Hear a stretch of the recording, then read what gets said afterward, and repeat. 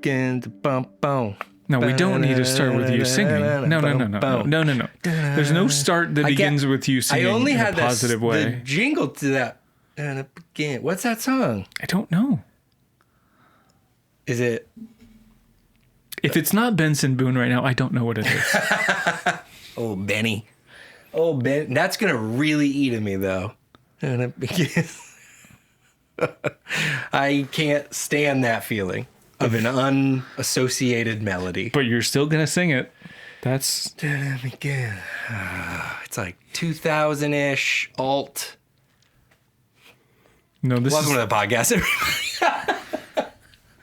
Welcome to the podcast, everyone. We're back. I'm glad we started on that note. Tim just woke up from my anesthesia. Hey. You're on a podcast, bud. What? What happened? Did you see that clip going around the internet of the horse playing the xylophone?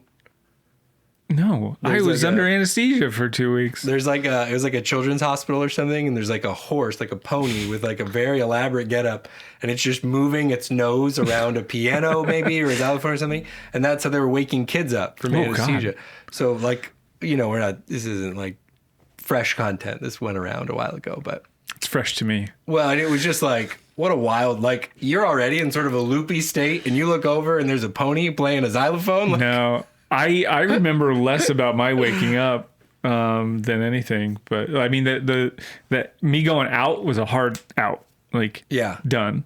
I think I made some jokes on the way out, obviously, just in case I died. I wanted my last words, couple of words to be dang, jokes. That's heavy, but that's true. Yeah, it would be like you're talking to the anesthesiologist. That might be it. Right. That's the last person. Do you don't remember what you said exactly? No.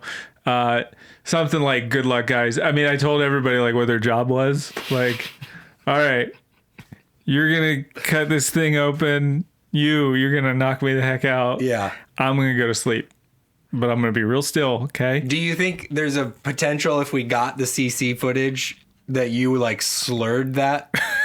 You know what I mean? There's a chance I didn't say it at all. You're doing a bit. In my memory, that joke hit hard, and the whole surgical office, like they were just dying. They had to set down their scalpels because they were like, "This is too dangerous." First, I'm shaking, laughing too hard, and they're like, "Is he okay? Is this normal?"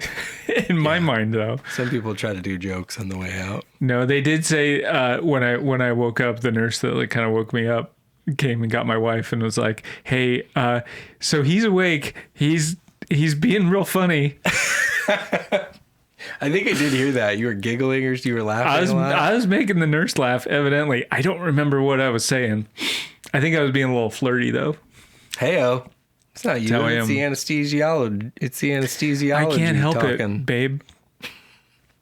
Drugged up me is just a blast. A lot of people here on the podcast sent you lots of well wishes. I saw that. Yeah. And those jerks who, tried to get me to watch bad movies while I'm all laid up in GIMP. Thanks for that. Wished Donald J. Parker on you in the hospital room. Mm-hmm.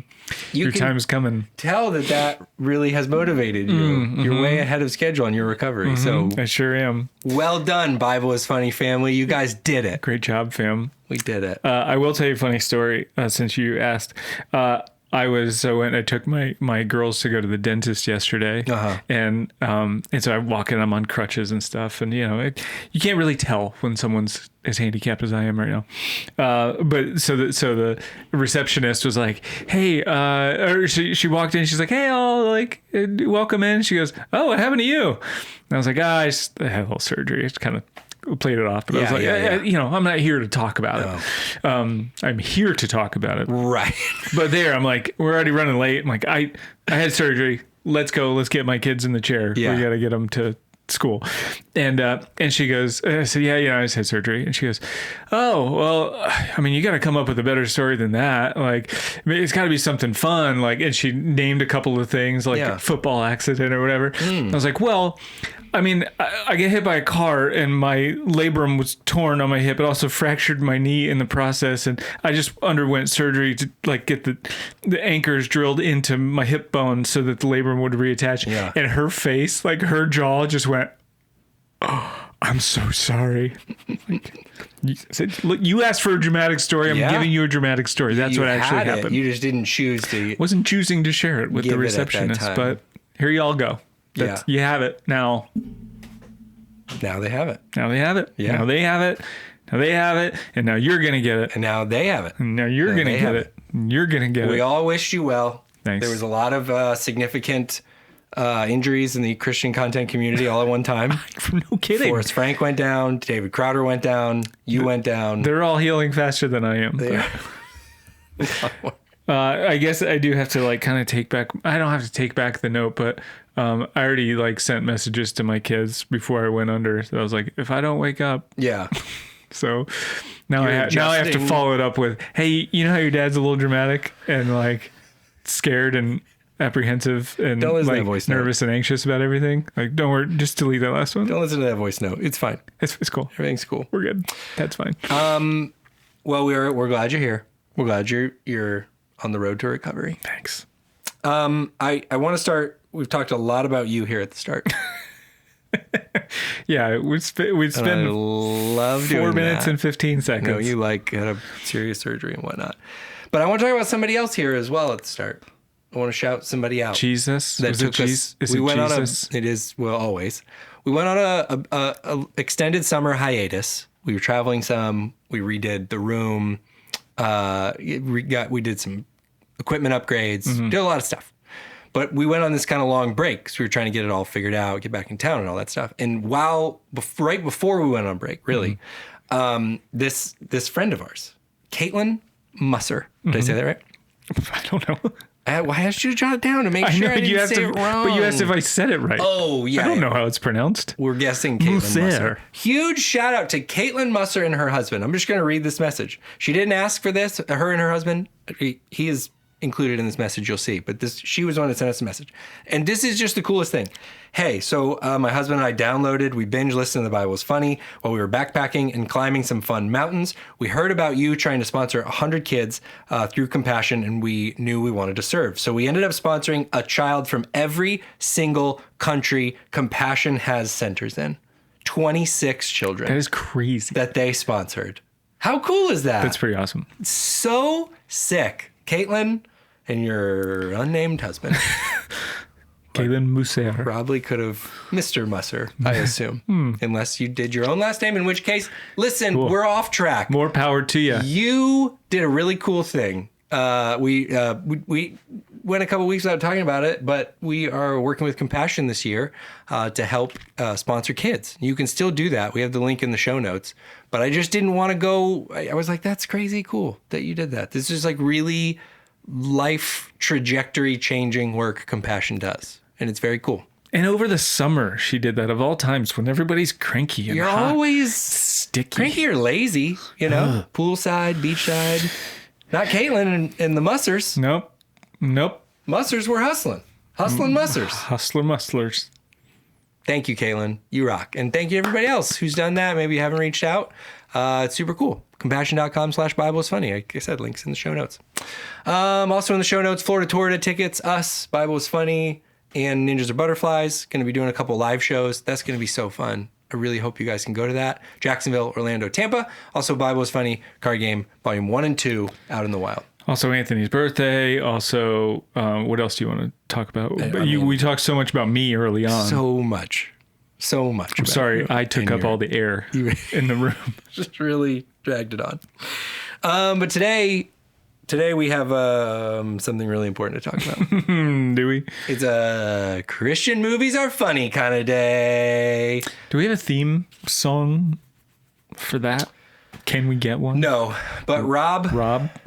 Who our friends and family, we all know. Rob he lives in Music City. He lives in Nashville. He's got ideas. He was just texting me about a Cheat Day Devos jingle as well. So stay on the lookout. But okay. Christian movies are funny is the segment, and today it's football season is underway. I think as of this podcast it'll be. I mean, it's preseason starting, college start. It's happening. So listen, there's no shortage of Christian football movies. Which makes sense because God invented football. Sure.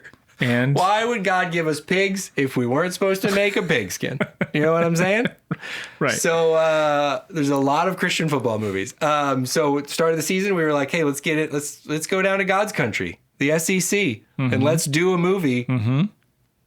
Football, college football oriented. The movie is Greater.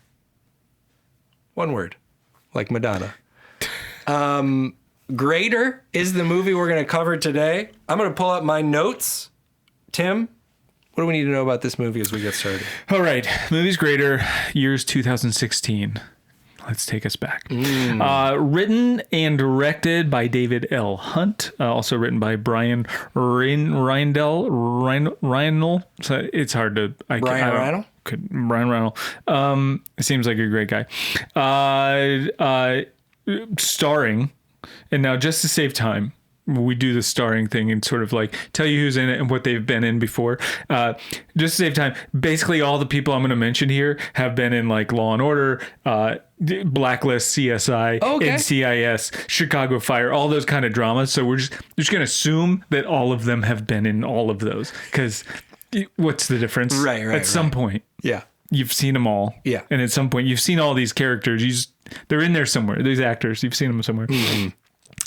This film, Greater, stars Christopher Severio as Brandon Burlsworth. He is here's where I'm curious. His most recognizable movie he's been in is Abraham Lincoln Vampire Hunter, but he's also an uncredited actor in that movie. But he's like other characters. He's named characters in movies that you've never ever heard of. So which is better? I don't know. I gotcha. That's up to you. Neil McDonough. Yep. I don't know how to pronounce his last name, I'll be honest. But as Marty Bulworth, he's Brandon's brother.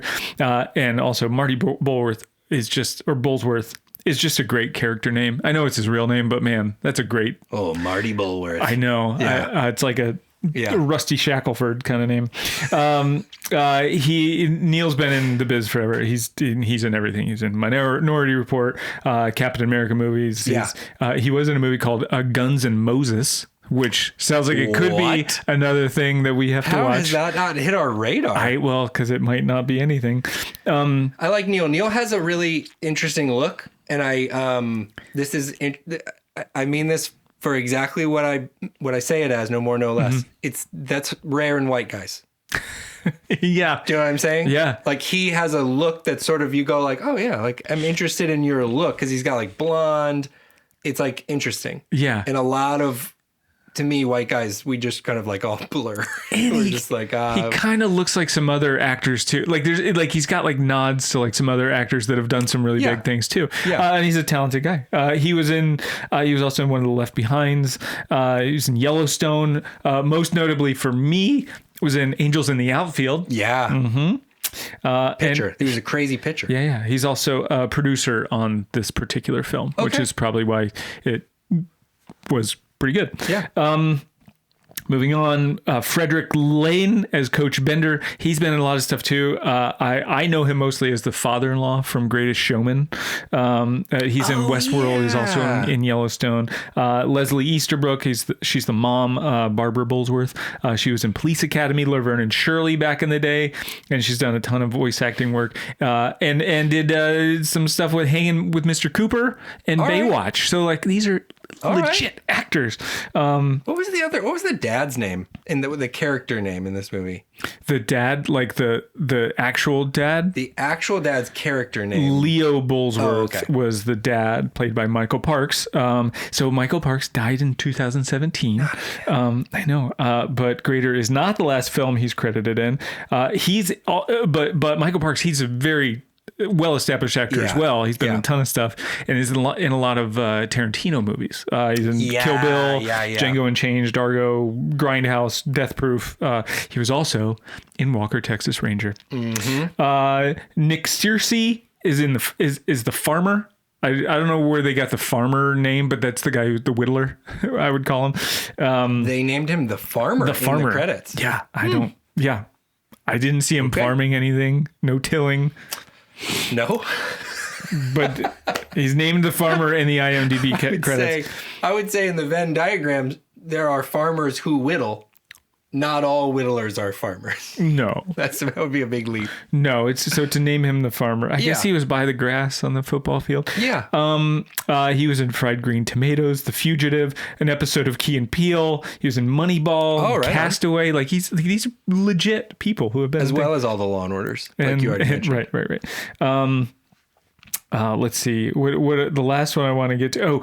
Mark Dobies. He was Coach Nutt from Arkansas. Yeah. He also just died, so be nice. No. Yeah. Greater was the last movie he's listed in, but he was in Gossip Girl, Sabrina the Teenage Witch. Oh, and did you know, by the way, that movie or that show went from 1996 to 2003? Like for some reason in my head, Sabrina the Teenage Witch was like 90s, just early 90s, and that was it. Yeah. But no, it's not true. Mark Dobies was also in Everybody Loves Raymond, Home Improvement, and Melrose Place. Like these are legit people in a real movie here, folks. We got a real movie on our hands. A real movie on our hands. A real 2-hour-long movie on our hands. This is 2 hour. We committed to it. Thanks for all that. How about a synopsis? Anything that we can? Yeah. Okay. Literally on IMDb, which is my go-to Bible for this. Yeah. The story of Brandon Burlsworth. Possibly the greatest walk-on in the history of college football. There it is. That's it. Yeah, that's it. That is punchy and to the point. Yeah, there was a good review at the very end of the review. There was a very long storyline written, but also sums up the movie well. It says, "It is Rudy meets It's a Wonderful Life." Yeah. Mm-hmm. Okay. That's probably a better summary. I'll take that.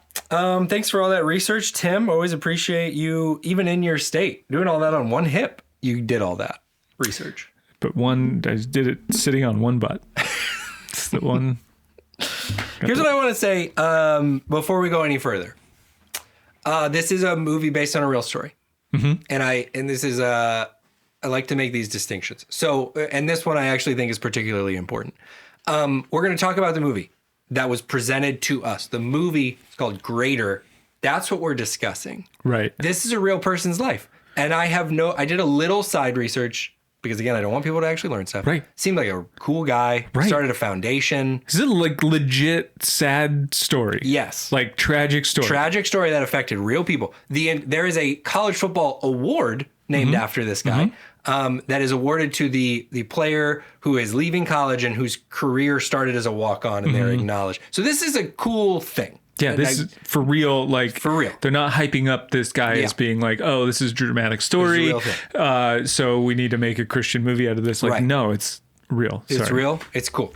And I want to differentiate that is their life. That's very real. And there's, of course, when you make movie adaptations, you're going to take liberties and you're going to make the story work in a certain way. That'll be what we're reflecting on, is the movie. Right. You can't do this the way we do it without saying their name, because the character's name is Brandon, but I want to be clear that Brandon is a real person. Yeah. That matters to me. Maybe it doesn't to anybody else, but it does to me. We're going to say that character's name. This is not an indictment on the real people involved in the story, certainly, because their story was adapted into this. And it's not an indictment on the people involved in making the film. They did a great job. They work hard. They did fun stuff. It's hard to make things, and they put in all that work, and they brought this story to life. At least 2 hours worth of work. At least 2 hours minimum. They had to be a minimum of 2 hours of work. So anywho, I like that different. I like to say that out loud because it matters to me. This is their life. This is real. There was like real pain associated with this. And it's like, it's not lost on me when you go and do our silly stinking podcast about people who lost a loved one too soon.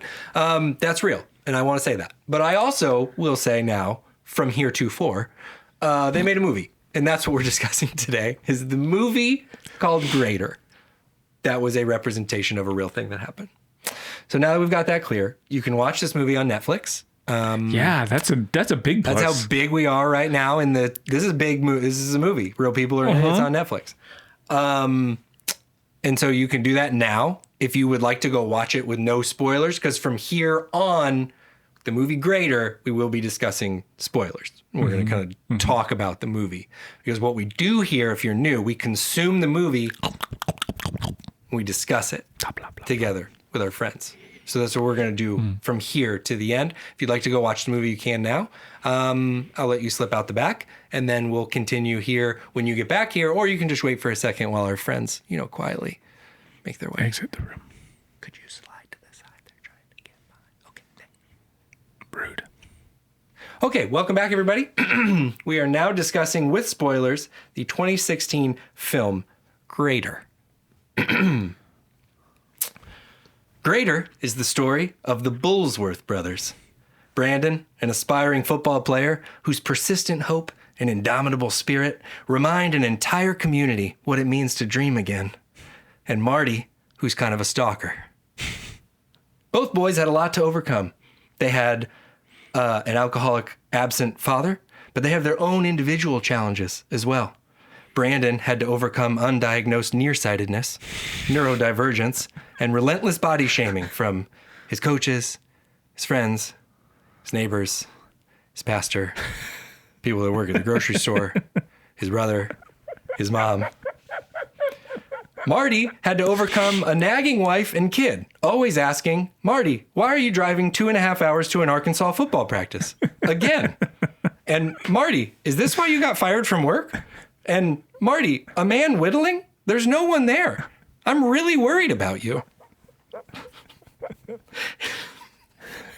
In spite of all this, Brandon never gives up, and he finally finds a coach who's crazy enough to believe that a 6'3", 300-pound man could actually have a place on a football field. It's a stretch. You got to find a dreamer.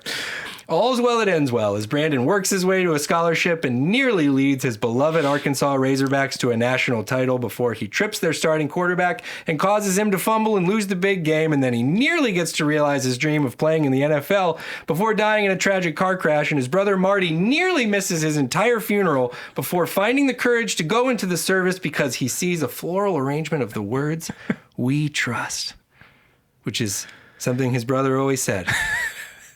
In private, off camera, I assume.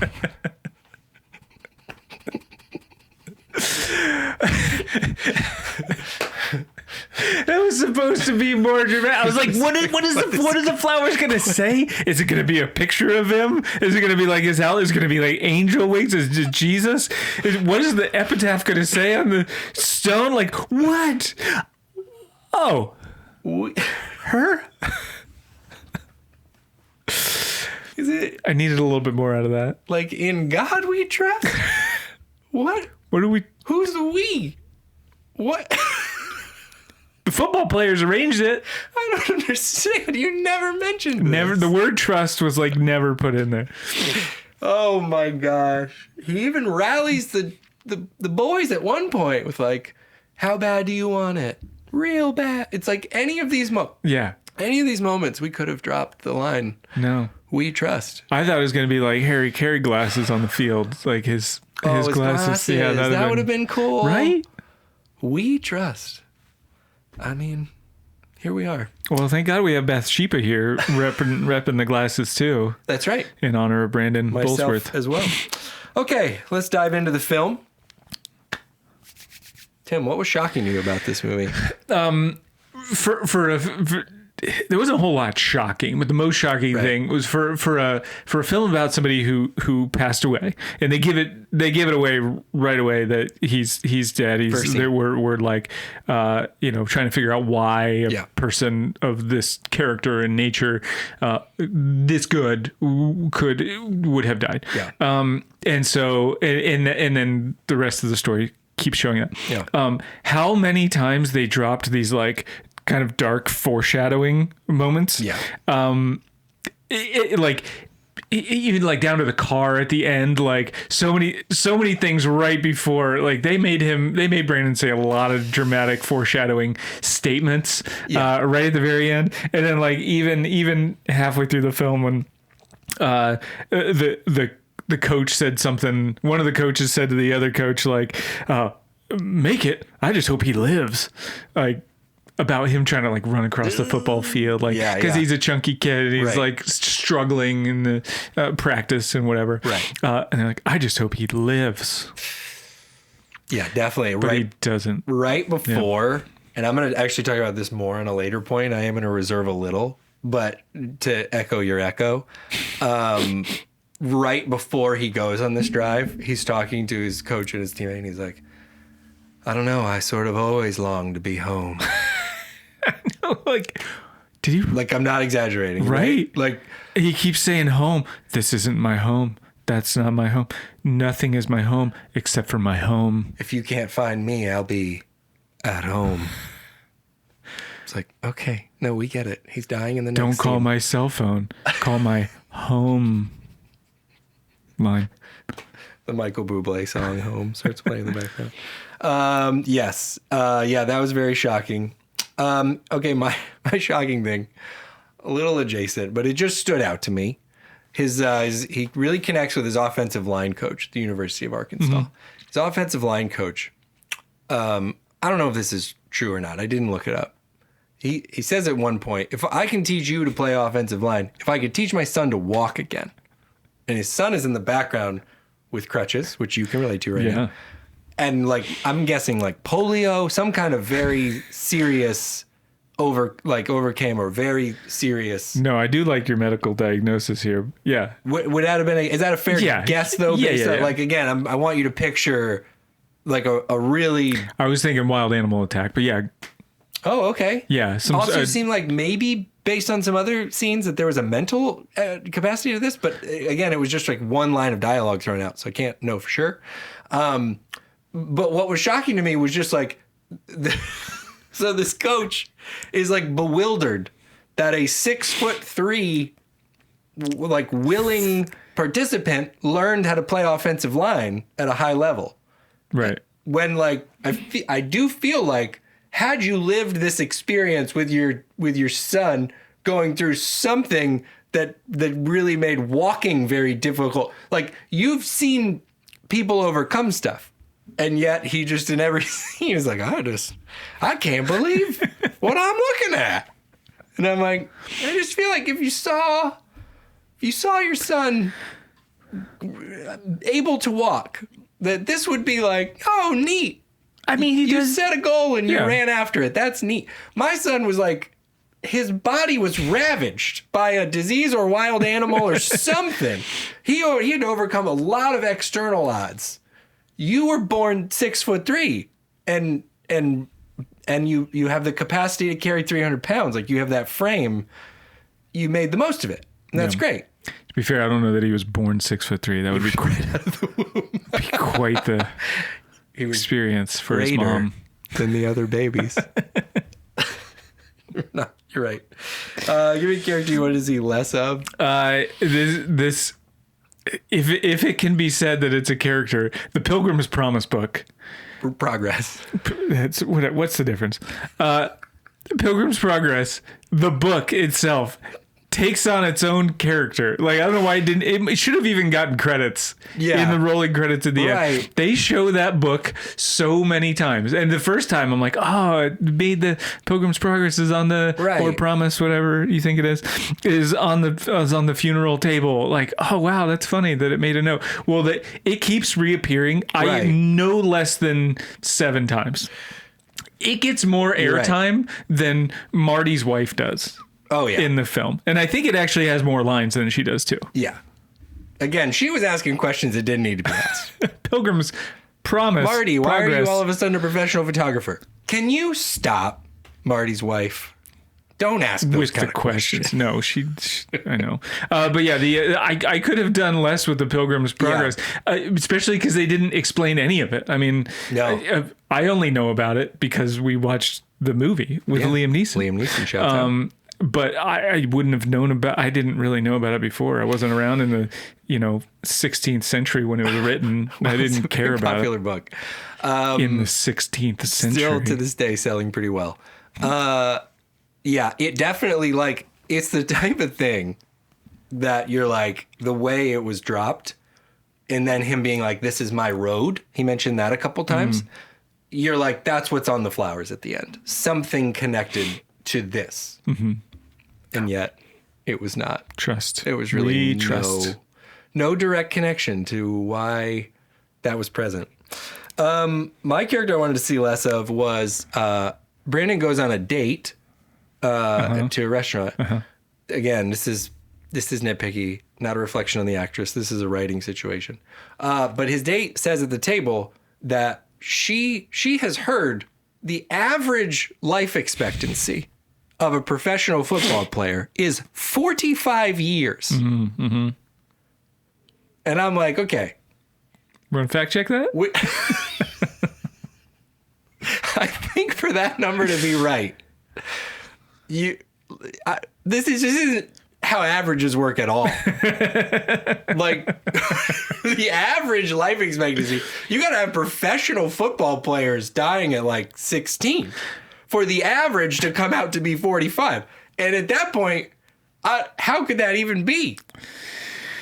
Unless it was yet another foreshadowing of what was going to happen later in the movie. Right. Which I'm sure it was. Which I guess that, but a little bit. But just at a table for you to present to a logical group of people. Listen, we don't live in a world where we fact check. Average life expectancy is 45 years old.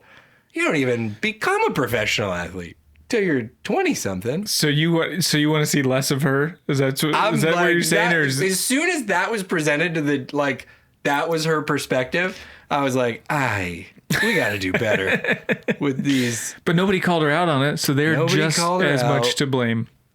I mean, Brandon was so deep in his strawberry daiquiris. Yeah, couldn't even see straight.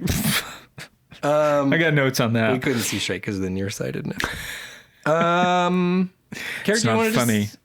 Vision problems are a real thing. Character you wanted to see more of?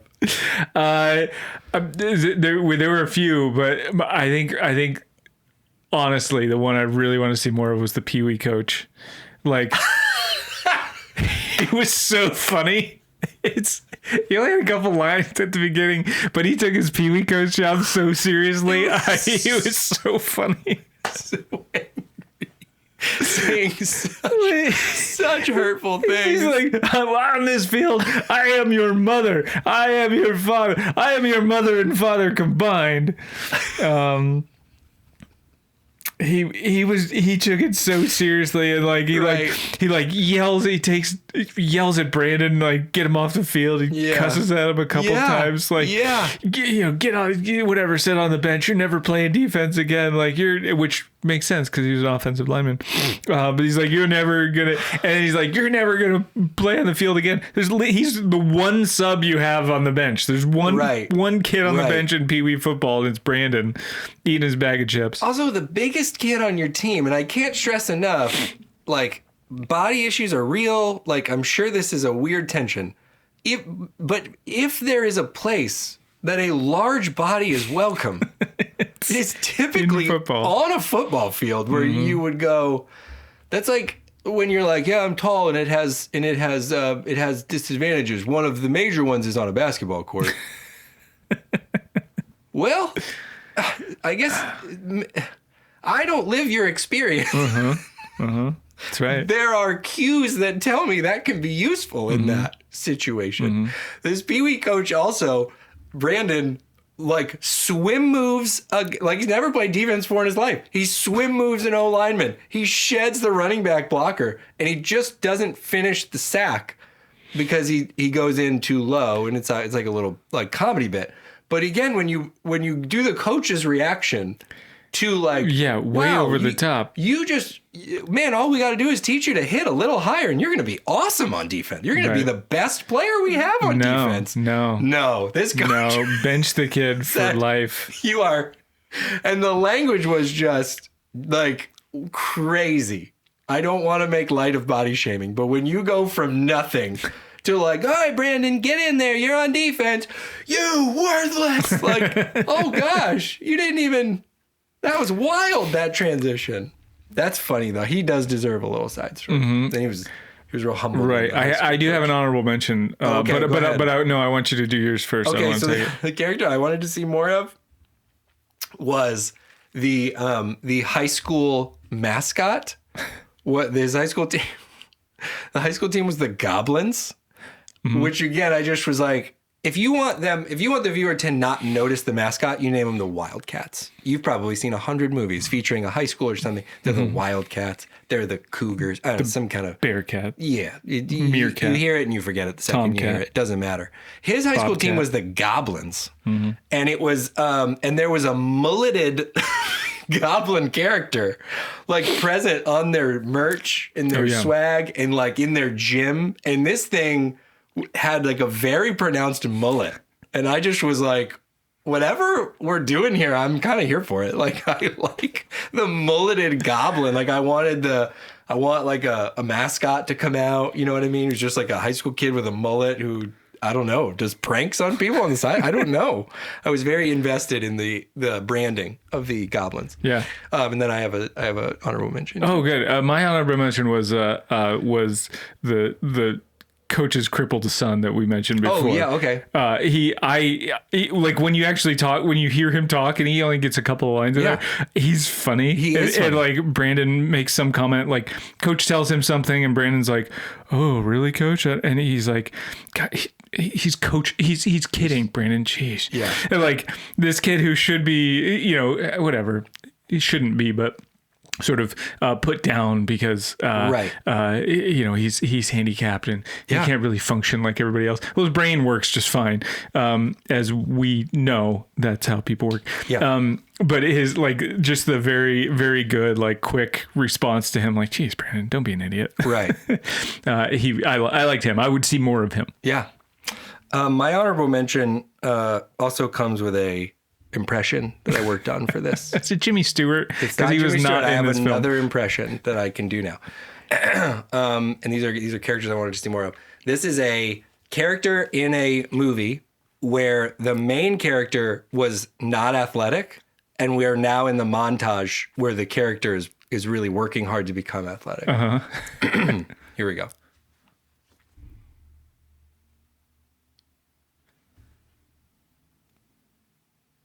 That was one. Here's another one.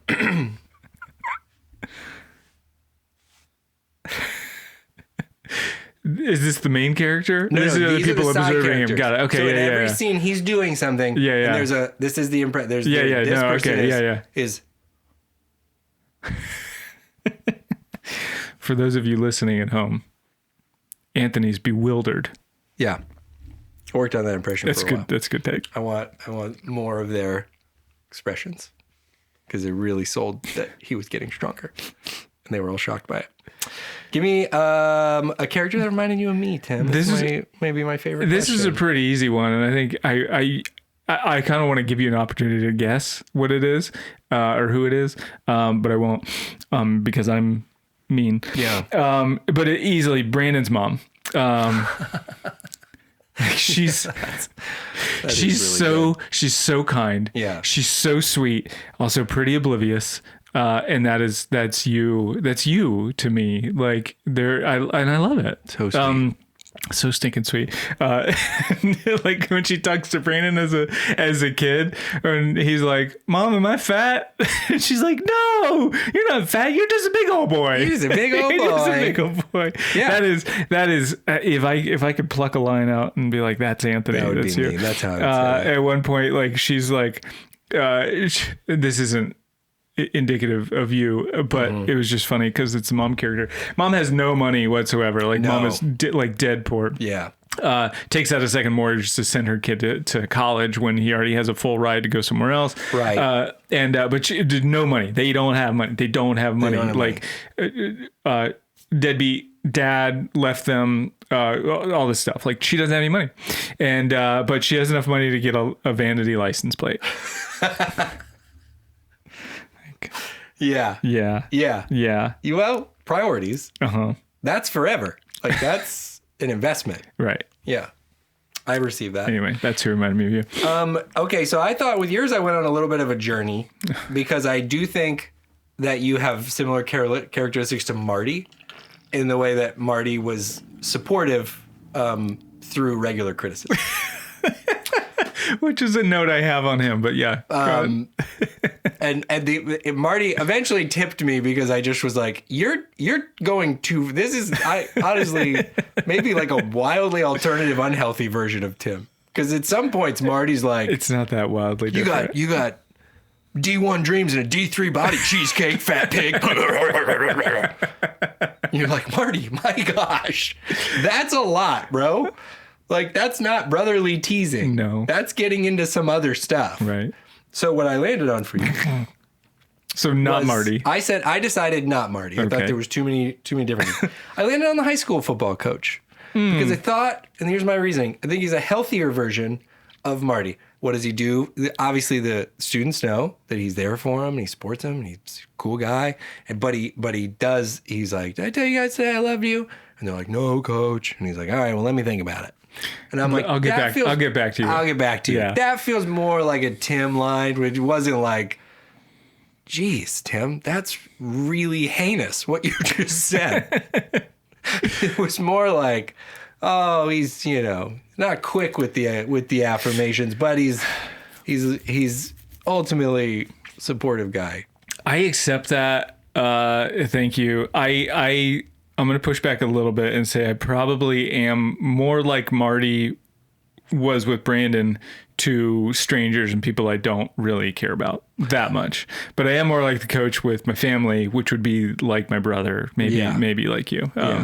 But yeah, even that line, I kind of do that with my girls too, not to get too sentimental, but I'm like, I tell them I love them and I'm like, hey, I love you today. And that's just for today. Like, this has nothing. I don't know what tomorrow's what's going to happen tomorrow. Yeah. But I'll let you know how I feel tomorrow. Right. And so it's my way of I know. See? I know, but that's with my kids. But I'm not like that with other people because, cheesecake, get your butt off the couch, No, I don't. I've never done that. Never but do that. He was like so it was mean. just like, you're so mean, guy. No, but I did like the line of like, okay, you think you should play D1 football with a D3 body? Like there's some practicality to that.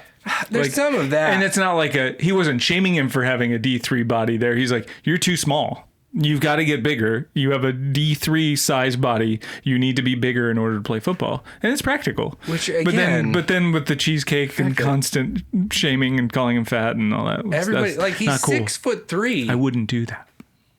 Like someone is like, oh, you need to get bigger. We should work out. Again, this is also football adjacent. You wouldn't be like, no one in the town had a better suggestion than he starts plowing through chip bags. Like, it was honestly had that as a note for the high school football coach. Like, what are we doing here? This is, get him in the weight room. There's a weight room. Yeah. All right, give me a low point. All right, so there weren't a whole lot of low points in my opinion. So I don't want to jump to the rating yet.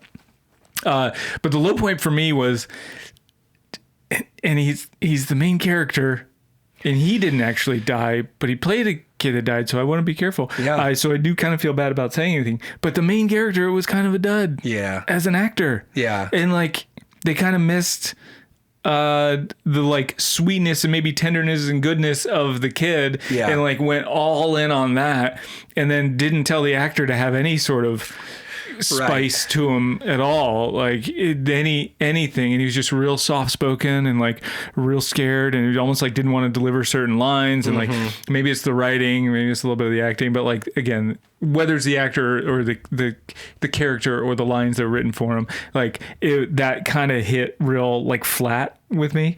But then like the way they set him up with some of the lines, like the lines and the experiences you have of Brandon, like him eating a bag of chips while sitting on the Pee-wee bench, like, that's not really happening, but they're really hitting it on the nose that he's a chubby kid who eats chips more than anything. And then he rips up his scholarship to go to Arkansas Tech, and then the first thing he does is grab a bag of chips after that. Like, we get it. He likes chips. Well, and it felt like I do think. So there's a difference between a movie and a story told through that medium and a real story, right? And it's like you gotta hone in a little bit, like you can't. It's hard for an actor, I would assume, to be like, so your character is probably OCD, doesn't know he can't see, has an absentee father, has weight issues, is very poor. Those are kind of your motivations. It's like you love your brother, but he also berates you. But he's the worst. Like, he's very actively mean to you. Like, you needed, what this movie needed was to kind of hone in, like, again, the real story is the real story. We're all complicated humans. That's not what movies are about. Like, movies are about telling the one story really well, right? So if, like, for example, you didn't have the whole dad side quest, the movie would have been the same. Like, focus on maybe him overcoming his body as a thing, but you didn't let the actor or the story do that because you kept throwing in other stuff. Right. And that's what I think dilutes the story. So I will say that only on a small, like, advocation for the actor, that I think that was a really tall task. Yeah. But that was the low point for the movie for me. It was totally that valid. Character, kind of what happened with him. Even at one point, like, he's like making a case to, like, the Arkansas coach, after he's been redshirted and basically said, like, which means that you're not going to play this season. Right. You're not eligible to play. Like, we'll kind of keep you on for next season, maybe. But he goes, he's not even good enough to make this team. And he's going to the coach and he's like, but I need a scholarship. Right. It's like, well, that's not how any of this works, buddy. Right. Like, you don't just get a scholarship when you don't, you're not even good enough to play. Right. and then my final note is, even down to the end, like, just realistically, there was no way he was going to fit in that tiny little casket. Oh my God. You saw the size of that casket. It's a big dude. Yeah. Yeah. I don't know that that's the actor's fault, but it's a note. Somebody should have gave. That's bleak, but fair. And I'm out. Here's my low points. Bleak but fair is going on my t-shirt. I'm also going to build a little on your low points. So, and you started touching on this earlier. It was just the expository dialogue for me. Like, it was very, like, we're not going to trust the audience to have, like, we're going to make sure they have all the information at all times. And here's where I want to go home. That was a big one. Like, you really get, okay, we get it. He's about to die. There was a point where he was like, I want to be, is there a chance, coach, I can make it to the NFL? Well, Brandon, only 2% of scholarship athletes actually ever find a way to make it into professional sports. Okay, I get it. The odds are long. Like, I get it. Over and over again. What he performs well in a drill, and the other player goes, Coach, I've played against walk-ons, and that character, Brandon specifically, is more talented than a walk-on. No, we got it. We saw the drill. We got it. We get the sentiment. When he does ask the coach to play, he says, somehow in his pursuit of Arkansas, he is both too small and too big. At different points in the story of trying to play at Arkansas. But that's what the coach says. He says, they have like a little back and forth where his odds don't look good. You're very much left with that. And then the coach said, I just want to say one more thing to be very clear. You are not big enough, and you may come to this school, but you will never play for the team on the field, a real game. Never. That will not happen. I want to say that out loud. Mm-hmm. And you're just like, but you don't have to. We get that the odds are long. It was just over and over again. I think those are the only ones I like specifically. But it was just like every time, mom doesn't have a lot of money. And it was just like. Right. Maybe. Yeah. I think to sum it up, it sort of sounds like they didn't trust us to get it. It was like, I'm going to show you this, and then I'm going to actually say just to make sure you got it explicitly. You know what I mean? Yeah. You think about, like, if you were like thinking about the movie Django Unchained, and Leo like looks to camera and goes, I'm a racist. You're like, no, I know. You don't have to say it. I know. Yeah. That's what I felt like watching this movie. It was just like, we get it. We got it. and so typically you'd have the mom come in and be like, I found a way to pay for you to go to school. It's going to be great. She was like, well, I figured out I could get a second mortgage, and I've sold a kidney or whatever. You're just like expounding on everything. Anyway, That was my low point. Where's your high point? High point for me. So like, I know you're supposed to not like the kid's dad, like Leo or whatever. Like you're supposed to hate him because he's a drunk and he's like, nods like he abuses his kid or has abused the kid in the past, and like that relationship is not just bad, it's terrible and it's dangerous and toxic and traumatic. But he's so good. And I would say overall it's like the parent relationship between the mom and the dad separately.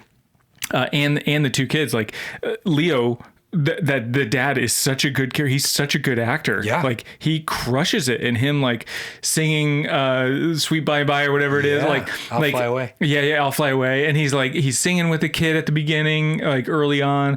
And then also the mom, like just how the mom was so loving and caring. Like she was so good. Yeah. And then down to the end with the little flickering taillights on the gravestone.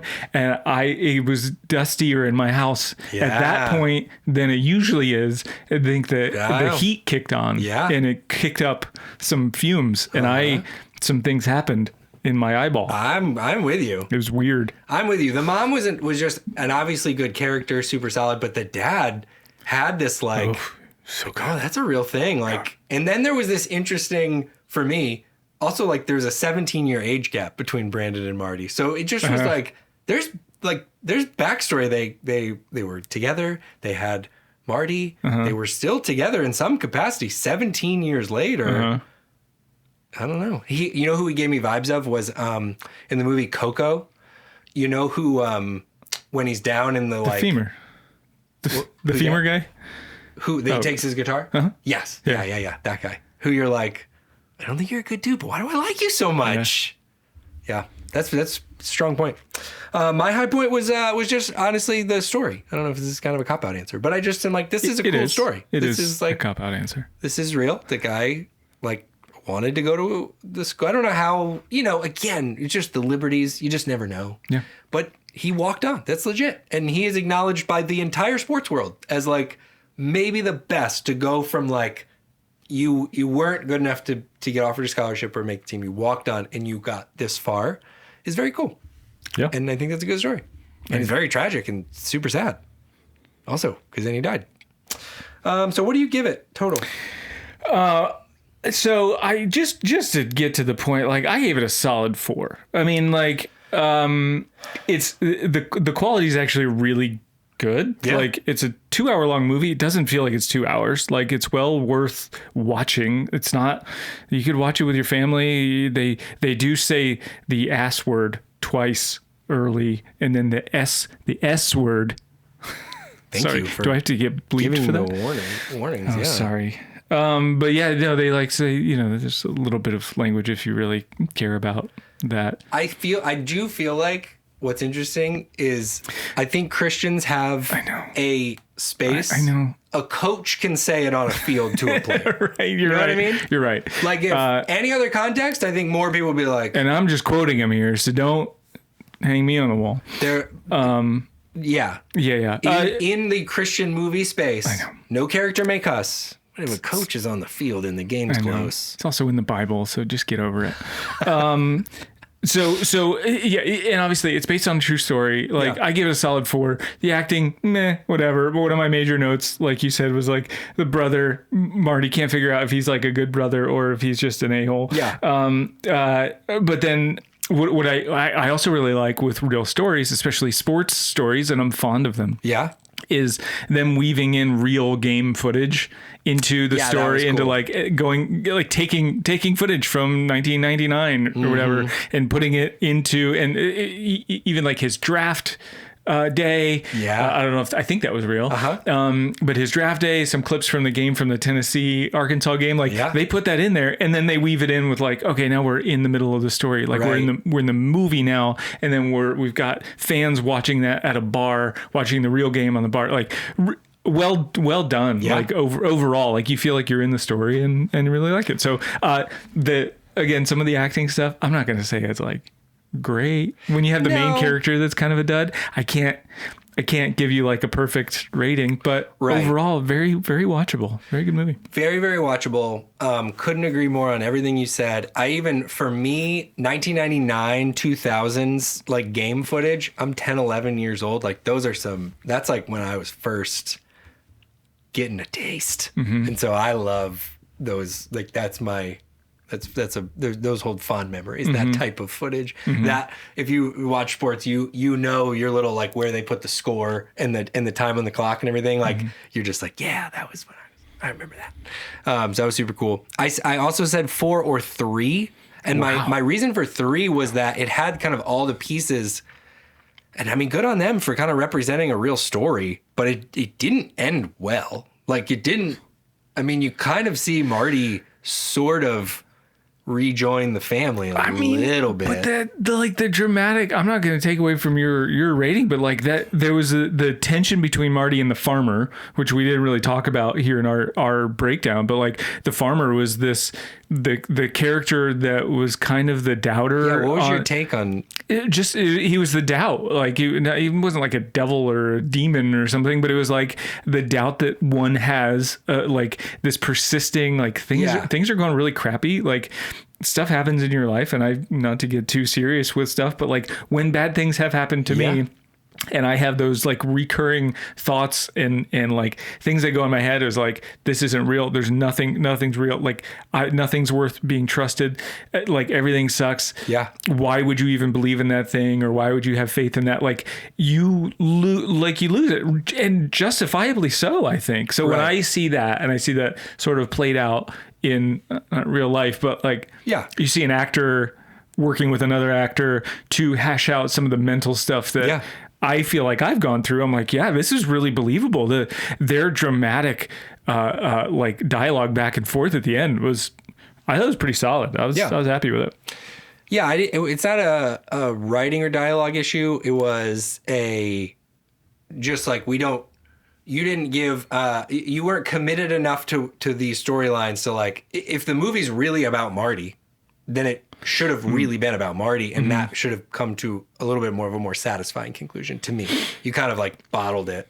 Like you got to drop that farmer character like way earlier and maybe have them a little bit more present, in my opinion. And again, I'm coming to a sports movie looking for, I'll be fully transparent about this. I want them to win in the end. I want them to, because my life is full of days that don't go great. So for me, this is just me. Yeah. When I go to a sports movie, I'm going to feel most happy if we land with them succeeding. Here's what I really want. Them coming together to succeed beyond what they originally thought they were capable of. That's kind of the magic. Well, that's what happened.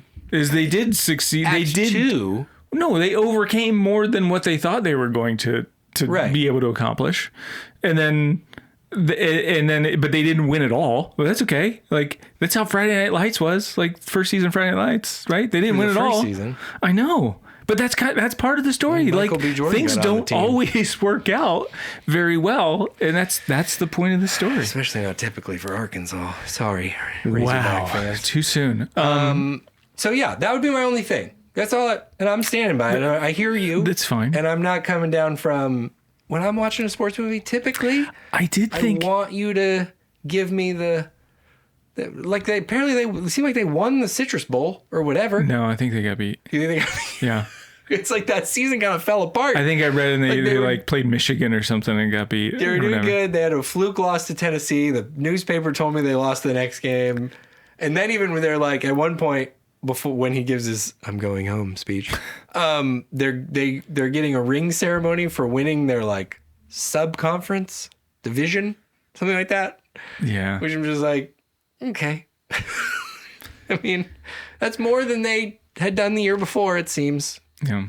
So anywho, that would be the only thing, and I want to say that with the addendum, of course, that I thought was really good. It was a solid story and an interesting story. Also, sidebar, I like when you are like, I was not aware this human walked amongst us, and now You're like, this is a real legit. This is an interesting Yeah, story. I liked in the credits, they listed all the people that had won his award over the last however many years. Yeah, it was pretty cool. It's cool. And the actors, this is last note about this being good, is that like a lot of times in these like football movies, or any sports movie that they do, the football or the sports acting is bad.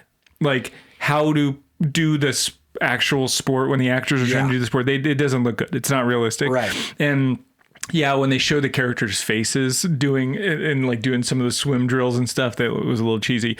But then a lot of the other like tackling scenes where they're actually hitting people, they're legitimately hitting each other and tackling each other. Like that's it probably wasn't the actors. They probably hired people to just come in and actually play some football. But I loved that. Yeah. Yeah. I also think maturing since the start of football season, that's what got us here, is realizing like, what goes on the O-line and D-line is really interesting. Like I don't know, when you're younger, you're just all about it. It's because I'm too slow to play anything else now. Chuck it deep and let me see fast guys everywhere. And then you start to go like, I think my favorite player on the Bucs is Tristan Wirfs.